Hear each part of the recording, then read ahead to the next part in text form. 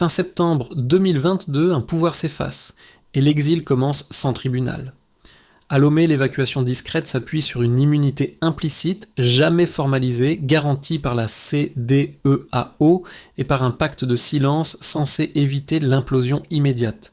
Mais que vaut ce pacte quand les soupçons d'attentats et de complot réapparaissent, quand 660 km et un port traitant, plus de 90% du transit du Sahel transforment la logistique en levier, et quand Ibrahim Traoré doit arbitrer entre stabilité diplomatique et crédibilité intérieure. Un accord tacite peut-il survivre au bruit qui monte ? Cette enquête promet une chose claire. Comprendre comment un accord non écrit peut contraindre un État plus sûrement qu'un traité. En une lecture, le public saisira ce qui est en jeu pour la justice, la souveraineté et la stabilité régionale sans slogan ni procès d'intention. Le dossier dépasse un exilé et interroge la capacité d'un pouvoir de transition à honorer ses engagements tout en les révisant lorsque le contexte bascule. Ici, les enjeux sont concrets. Corridors commerciaux vitaux, crédibilité diplomatique, sécurité intérieure et confiance civique. L'affaire révèle un mécanisme fréquent en Afrique de l'Ouest où la paix immédiate s'achète parfois par des compromis invisibles, ensuite difficiles à dénouer. En suivant la chronologie et les signaux faibles, on verra comment des silences pèsent autant que des déclarations, et comment une clause orale peut produire des effets juridiques, politiques et mémoriels durables. Enfin, l'analyse posera une question de méthode. Quand les textes manquent, quels critères patiemment permettent de décider sans créer un précédent dangereux, ni rompre des équilibres déjà fragiles ? D'abord, un fait discret mais décisif. Aucun texte juridique n'a jamais accordé d'immunité formelle à Paul-Henri Damiba.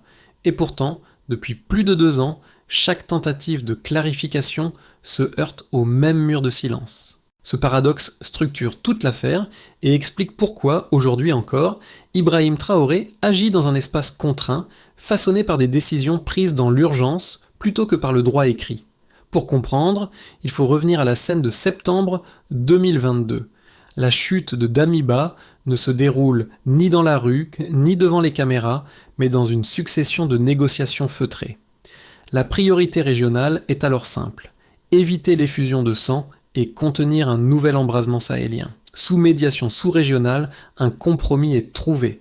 L'ancien chef de l'État quitte Ouagadougou sans résistance, escorté jusqu'à l'aéroport, puis installé à Lomé dans une résidence sécurisée à statut diplomatique particulier. Rien n'est signé, tout est compris. Ce type d'arrangement n'est pas inédit. Dans plusieurs transitions ouest-africaines, l'exil protégé sert de soupape pour absorber la défaite d'un régime sans provoquer de représailles immédiates. La différence ici tient à la durée et à l'ambiguïté. Le pacte repose sur 3 piliers tacites: silence public, retrait politique, non-ingérence. Tant que ces conditions semblent respectées, l'accord tient. Mais il n'offre aucune base juridique claire pour être révisé. C'est là que la position d'Ibrahim Traoré devient singulière. Il incarne la rupture générationnelle et la promesse d'une souveraineté assumée, tout en héritant d'un engagement qu'il n'a ni négocié ni validé. Lorsque des rumeurs de déstabilisation émergent en 2024, la question n'est plus morale, mais stratégique. Un silence qui protégeait la transition est-il en train de devenir une faille ? Le contexte initial éclaire ainsi le dilemme actuel, où chaque option comporte un coût politique, diplomatique ou symbolique. Pour saisir les premiers effets concrets de cet accord tacite, il faut quitter les communiqués et suivre un personnage périphérique rarement cité, mais central dans le dispositif. Il s'agit d'un fonctionnaire togolais du ministère de la Sécurité, intégré aux délégations chargées de vérifier périodiquement les conditions de résidence de Damiba. Son rôle n'est ni politique ni judiciaire. Il observe, consigne et veille à ce que l'équilibre informel soit respecté. Ces visites se déroulent loin des caméras, dans des lieux administratifs, sans identité marquée, parfois dans une pièce aveugle de la cité de l'Union africaine à Lomé. Les consignes sont simples: sécurité renforcée, discrétion absolue, absence de contact extérieur non autorisé. Pendant des mois, rien ne dévie. L'exilé se tait, les autorités burkinabées évitent le sujet et la région respire. Puis, progressivement, des signaux faibles apparaissent, les visites s'allongent, les allées et venues se multiplient, des rumeurs d'échanges politiques circulent, jamais confirmées, mais suffisamment persistantes pour être notées. Lors d'une mission récente, le fonctionnaire confie à un collègue une phrase restée en mémoire. On joue avec des allumettes sur un champ de poudre. Ce n'est pas une alerte officielle, plutôt un ressenti professionnel face à une tension diffuse. Cette perception marque un tournant. Le pacte ne se fragilise pas par une violation spectaculaire, mais par une accumulation d'écarts mineurs, difficiles à qualifier juridiquement, mais lourds de conséquences politiques. C'est à ce stade que les premiers effets se font sentir à Ouagadougou. L'accord, conçu comme une solution transitoire, commence à produire l'inverse de l'effet recherché. Au lieu de stabiliser, il introduit une incertitude persistante, difficile à expliquer et encore plus difficile à corriger.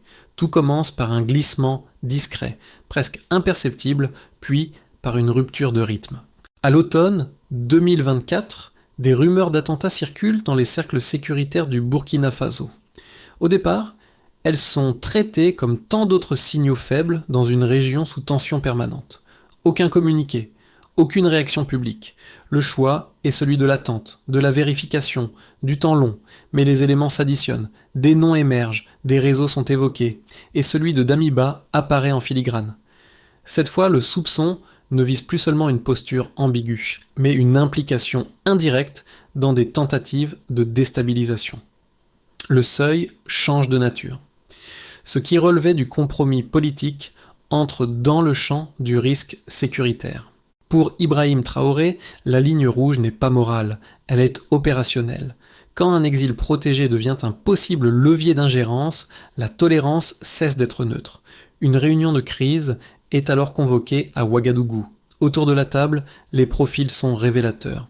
Officiers du renseignement, conseillers juridiques, cellules diplomatiques. La question posée est directe, presque brutale. Peut-on encore protéger cet homme sans fragiliser l'État? Les réponses divergent. Certains plaident pour une rupture immédiate de l'accord verbal, arguant que le silence a été rompu. D'autres rappellent que Damiba, même affaibli, demeure un point de contact avec des sphères régionales influentes, et que toute décision irréversible pourrait produire des effets en chaîne. Le débat ne tranche pas. Une option transitoire est retenue. Tester l'environnement régional avant d'agir. Une note confidentielle est adressée à Abuja, sans mention explicite d'extradition. Elle demande simplement la position officielle de la CEDEAO face aux nouvelles accusations. La réponse ne vient pas. Ce silence est interprété à Ouagadougou comme une esquive, sinon une protection tacite prolongée. À partir de là, le ton change. Dans un discours public, Ibrahim Traoré évoque ceux qui complotent depuis leur retraite dorée. Le message est suffisamment clair pour être compris, suffisamment vague pour éviter la rupture formelle. En coulisses, le ministère burkinabé des Affaires étrangères informe Lomé qu'un gel des contacts pourrait être envisagé si la situation reste inchangée. Le Togo hésite, pris entre son rôle de médiateur et la réalité d'un engagement implicite devenu encombrant. Les répliques se font sentir rapidement, les échanges diplomatiques se tendent, les canaux informels s'activent. La crise ne se joue plus dans la rue, ni dans les casernes, mais dans les interstices des accords non écrits, là où chaque mot pèse plus lourd qu'un communiqué officiel. Ce moment marque le passage d'un compromis silencieux à une confrontation feutrée, dont les effets commencent à dépasser le seul cas d'un exilé pour toucher l'équilibre régional lui-même. Au départ, on peut mesurer un socle, puis observer un écart progressif. Avant la montée des tensions, le corridor logistique entre Lomé et Ouagadougou fonctionnait comme une artère relativement stable, absorbant l'essentiel des flux commerciaux du Burkina Faso sans incident politique majeur. Ce socle change lorsque le dossier d'Amiba se politise à nouveau et que les échanges deviennent plus prudents, plus lents, plus coûteux à expliquer. Ce basculement fournit une lecture chiffrée du dilemme auquel fait face Ibrahim Traoré, au-delà des considérations symboliques. Un premier repère, le port autonome de Lomé traite plus de 90% du trafic en transit des pays de l'Alliance des États du Sahel. Ce chiffre ne dit pas seulement une dépendance commerciale, il décrit une vulnérabilité stratégique. Lorsque les relations politiques se tendent, Ce volume massif transforme toute friction diplomatique en risque immédiat d'approvisionnement. Autrement dit, une décision politique peut produire un effet logistique en chaîne sans délai d'amortissement. Un deuxième repère, la distance de 660 km entre Ouagadougou et Lomé. Pris isolément, ce nombre est géographique. Interprété politiquement, il rappelle que chaque kilomètre parcouru par une marchandise repose sur une succession d'autorisations, de contrôles et de tolérances. Plus la relation bilatérale se fragilise, plus ce trajet devient un espace de négociation implicite. La route n'est plus seulement un axe technique, elle devient un baromètre de confiance. Un troisième repère, plus discret mais révélateur, les missions diplomatiques conjointes entre le Burkina Faso et le Togo ont diminué d'environ 40% depuis la mi-2022 selon un think tank ouest-africain. Cette baisse ne provoque pas de rupture visible, mais elle traduit une fatigue stratégique. Moins de rencontres signifie moins de canaux de clarification, donc plus de place laissée aux interprétations et aux malentendus. Ensemble, ces chiffres dessinent une trajectoire claire. Le pacte tacite, conçu pour stabiliser une transition, a progressivement déplacé le centre de gravité du risque. Au départ, le danger était interne, lié à une confrontation armée ou à une contestation immédiate. Aujourd'hui, il est systémique, diffusé dans les flux commerciaux, les routines diplomatiques et la perception régionale de la cohérence burkinabé. Ce glissement explique pourquoi le débat n'est plus strictement juridique. Même sans texte, l'accord produit des effets réels, mesurables, qui conditionnent la marge de manœuvre de l'exécutif. Pour Ibrahim Traoré, l'enjeu n'est pas seulement de savoir si une immunité existe, mais combien coûte son maintien dans le temps. Chaque jour de statu quo ajoute une couche d'inertie, rendant toute décision future plus risquée. La lecture quantitative ne tranche pas le débat, mais elle le cadre. Elle montre que l'inaction n'est pas neutre et que la stabilité invoquée a un prix croissant. Dans ce contexte, le chiffre n'est pas un verdict, c'est un signal. Il indique que le compromis initial, tolérable à court terme, devient progressivement un facteur de contrainte structurelle, pesant autant sur la souveraineté que sur l'économie et la crédibilité régionale. Les défenseurs du statu quo avancent d'abord un argument de principe. Selon eux, les transitions pacifiques reposent souvent sur des compromis invisibles, acceptés dans l'urgence pour éviter le pire. Rompre un engagement, même oral, fragiliserait la confiance régionale et créerait un précédent dissuasif pour toute sortie de crise future. Dans cette lecture, protéger Damiba n'est pas une faveur personnelle, mais le prix payé pour une stabilité relative dans un espace sahélien déjà saturé de conflits. Ils rappellent aussi qu'aucune instance judiciaire internationale n'a formellement inculpé l'ancien président, ce qui rendrait toute arrestation politiquement explosive et juridiquement contestable. Un second argument complète cette prudence. Damiba, affaibli et isolé, resterait un point de contact utile avec certains réseaux régionaux. Le maintenir à l'écart, sous surveillance tacite, permettrait de contenir d'éventuelles velléités sans provoquer de réaction ouverte. Dans cette optique, le silence serait un outil de gestion du risque, non une abdication de souveraineté. Pour Ibrahim Traoré, rompre brutalement l'accord exposerait le pays à des frictions diplomatiques immédiates avec Lomé et la CEDEAO, sans garantie de gains sécuritaires tangibles. Face à ces arguments, les partisans de la rupture invoquent un précédent précis. En 2025, la CEDEAO a publiquement rappelé que l'ex-président gambien Yahya Jammeh n'avait jamais bénéficié d'immunité diplomatique lors de son exil. Ce rappel, inséré dans un communiqué concernant un autre pays, est interprété à Ouagadougou comme un signal faible mais intentionnel. Il suggère que l'exil négocié ne doit pas devenir un refuge permanent contre des accusations sérieuses. À cela s'ajoute un point central. L'engagement de 2022 était conditionnel. Silence, retrait, non-ingérence. Or, selon plusieurs rapports, ces conditions auraient été progressivement enfreintes. Dès lors, l'argument de la continuité perd de sa force. Un pacte rompu unilatéralement mérite-t-il encore d'être honoré par l'autre partie ? Cette question renverse la charge morale et politique. Elle transforme la prudence en inertie et fait du statu quo un choix actif, aux conséquences assumées, cela montre que le débat ne se réduit pas à une opposition entre justice et stabilité. Il oppose deux conceptions du risque. L'une privilégie l'équilibre hérité, même imparfait, l'autre considère que cet équilibre est déjà rompu et que persister revient à institutionnaliser le flou. Pour Ibrahim Traoré, la décision finale dépendra de cette lecture. Gérer un compromis usé ou assumer le coût d'un précédent assumé. On peut résumer le basculement discret mais décisif du dossier ainsi. Jusqu'ici, l'accord tacite protégeait la transition en imposant le mutisme à l'exilé et la retenue aux autorités. Désormais, ce même silence est perçu comme une faiblesse stratégique. Il ne stabilise plus, il expose. Le pacte, conçu comme un amortisseur temporaire, s'est transformé en zone grise permanente. Le cœur de la révélation tient à ce déplacement. Le problème n'est plus l'existence ou non d'une immunité, mais la perception qu'en ont les acteurs régionaux et nationaux. À mesure que les accusations de déstabilisation circulent, l'absence de décision devient un message en soi. Elle suggère une incapacité à trancher, ou pire, une tolérance implicite prolongée. Dans un environnement politique marqué par la défiance, cette lecture pèse lourd. Pour Ibrahim Traoré, ce moment marque une inflexion. La question cesse d'être juridique, ou morale pour devenir narrative. Quel récit s'impose ? Celui d'un pouvoir contraint par un héritage qu'il n'a pas choisi, ou celui d'une autorité qui assume de redéfinir les règles quand le contexte change. Au milieu du récit, n'apporte pas de solution immédiate, mais il clarifie l'enjeu réel. À partir d'ici, chaque option produit un signal. Maintenir le silence revient à accepter qu'un accord non écrit dicte encore les marges de manœuvre.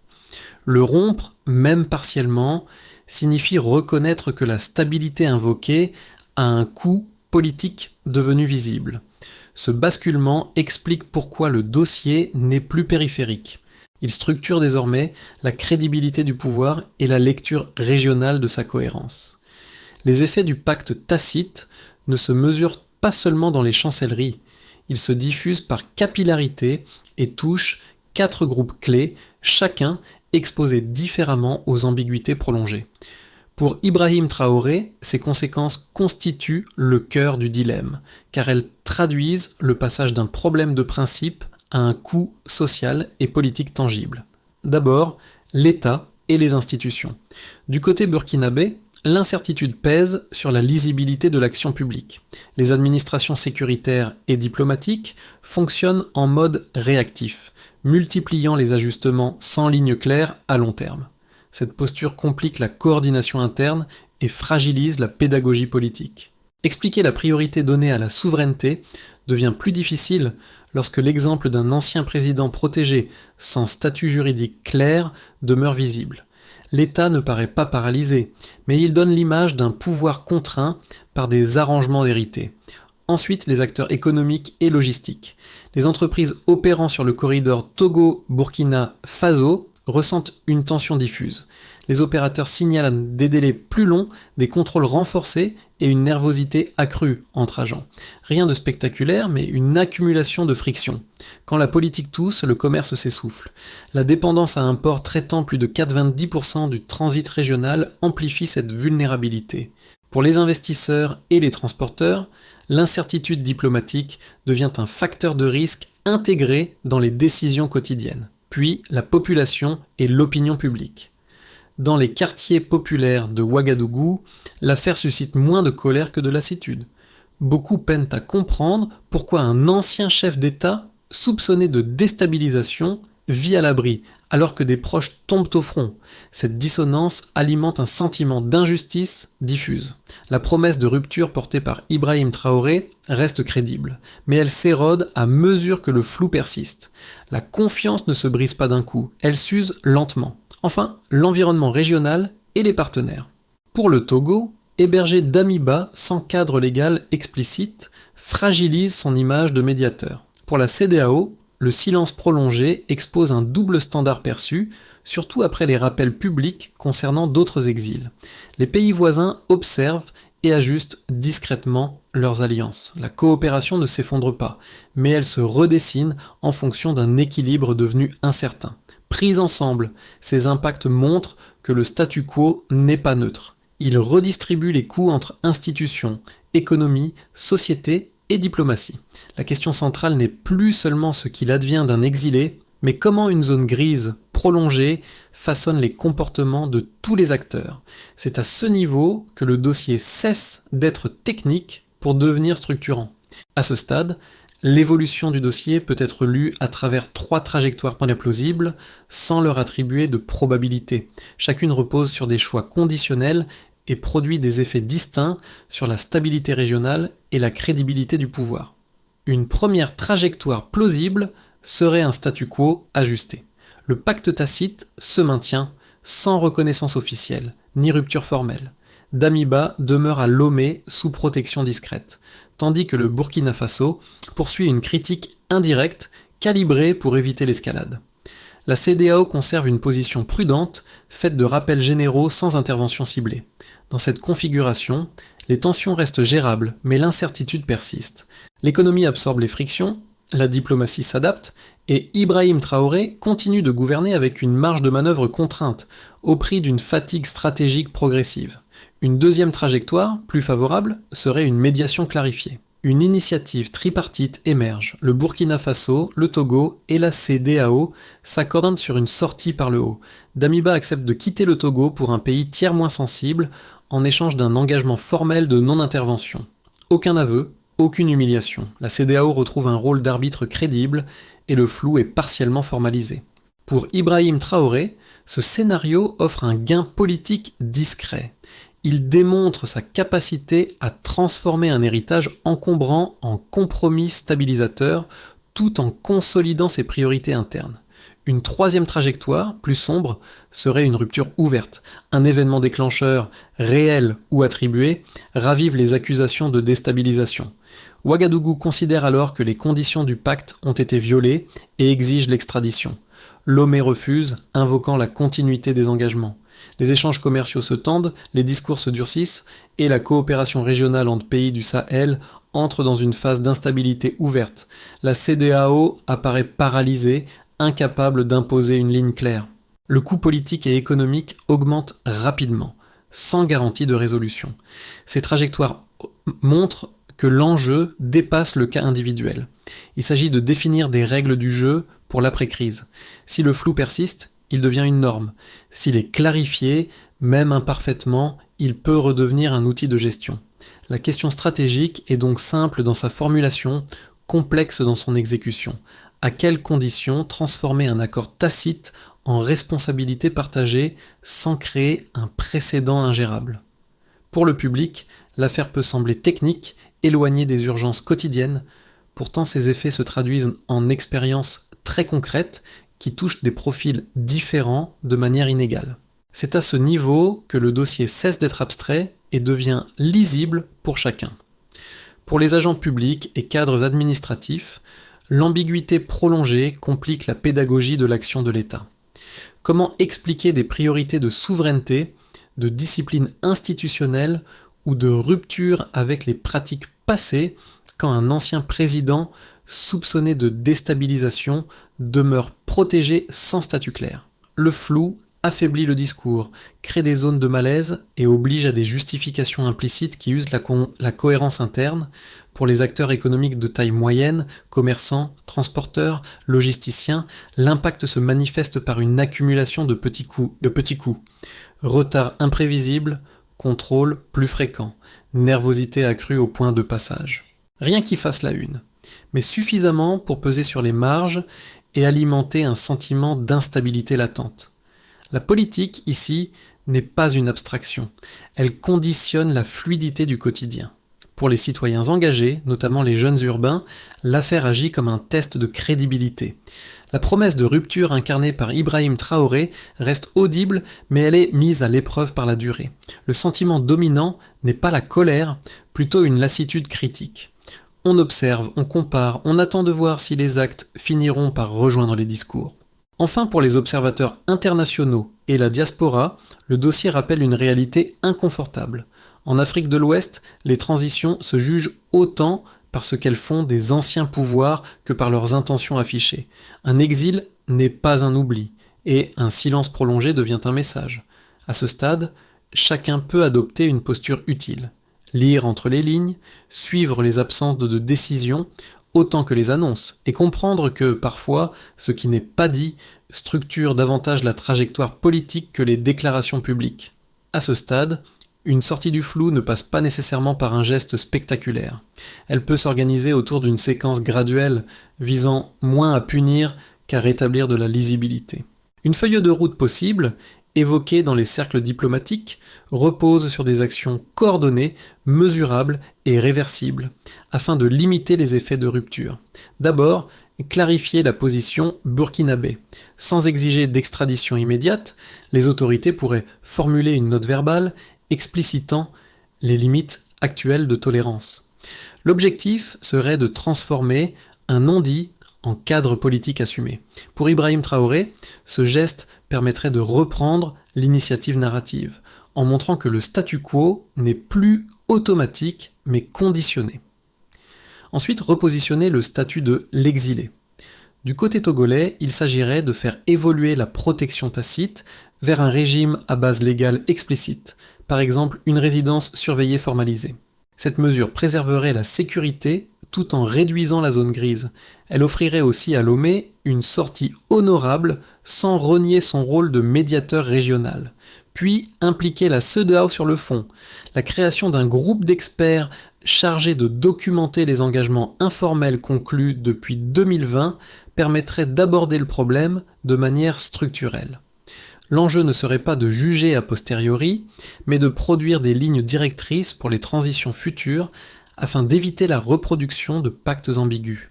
Enfin, réduire la tension dans l'opinion. Un traitement médiatique axé sur la gouvernance plutôt que sur la polémique aiderait à désamorcer la lassitude citoyenne. Des notes de suivi publiées par des acteurs civils renforceraient une pression douce mais continue. Cette progression n'offre aucune garantie absolue. Elle propose un chemin. Dans un contexte où les textes manquent, la cohérence des actes devient la seule boussole crédible. Reste une question centrale. Jusqu'où un pouvoir peut-il formaliser l'informel sans en payer le prix politique immédiat ? La pièce aveugle de la cité de l'Union africaine à Lomé n'a rien d'un lieu symbolique à première vue, pas de fenêtre, pas de tribune, pas de signature solennelle. Pourtant, c'est là que s'est noué l'équilibre fragile qui continue de peser sur le présent. Dans cet espace sans témoin, le silence a pris valeur d'engagement et l'absence d'écrit s'est transformée en contrainte durable. Ce motif revient comme un fil discret. Il rappelle que certaines décisions déterminantes ne se prennent ni devant les caméras ni dans les textes officiels, mais dans des zones intermédiaires, là où la peur de l'instabilité l'emporte sur l'exigence de clarté. Damiba, installé dans cet entre-deux, n'est pas seulement un homme en exil. Il est devenu un rappel vivant de ce qui arrive quand la paix immédiate prime sur la résolution des causes profondes. Pour Ibrahim Traoré, ce legs est paradoxal. Il n'a jamais participé à cet accord, mais ses marges de manœuvre en portent encore l'empreinte. Chaque décision, chaque silence, chaque inflexion de discours se lie à travers ce pacte qu'il n'a pas signé. Le passé n'est pas enterré, il est logé, administré, surveillé. Un jour, cette pièce sera vide. Le silence cessera d'avoir un objet précis. Mais ce moment dira autre chose. Ce qu'un État accepte de tolérer finit par définir la limite de ce qu'il est prêt à défendre. Dans l'ombre, l'histoire continue de s'écrire, non par les mots prononcés, mais par ceux que l'on choisit encore de retenir. Cette affaire ne demande pas de choisir un camp, mais d'interroger des mécanismes. Elle montre comment, dans des contextes instables, des accords tacites deviennent des instruments de gouvernement, parfois plus contraignants que des lois. Elle rappelle aussi que la stabilité n'est jamais gratuite et que chaque silence accepté aujourd'hui façonne les marges de décision de demain. Pour la société burkinabé, pour les partenaires régionaux, pour les observateurs extérieurs, le cas d'Amiba agit comme un miroir. Il oblige à se demander ce qui fonde réellement la légitimité d'une transition, la capacité à éviter le chaos immédiat, ou celle à rétablir progressivement des règles lisibles et partagées. Ces deux impératifs ne sont pas toujours compatibles, mais les ignorer, l'un au profit de l'autre, crée des zones grises durables. Ibrahim Traoré se trouve au cœur de cette tension, non comme auteur du pacte initial, mais comme responsable de son devenir. Ses choix, explicites ou non, pèseront moins par leur forme que par leur cohérence dans le temps. Clarifier, temporiser, formaliser ou rompre sont autant de signaux envoyés à la région. Reste alors une question ouverte qui dépasse ce dossier précis et mérite d'être discutée collectivement. Comment agir quand justice et diplomatie s'entrelacent, quand l'informel structure le réel et quand refuser de décider devient déjà une décision ?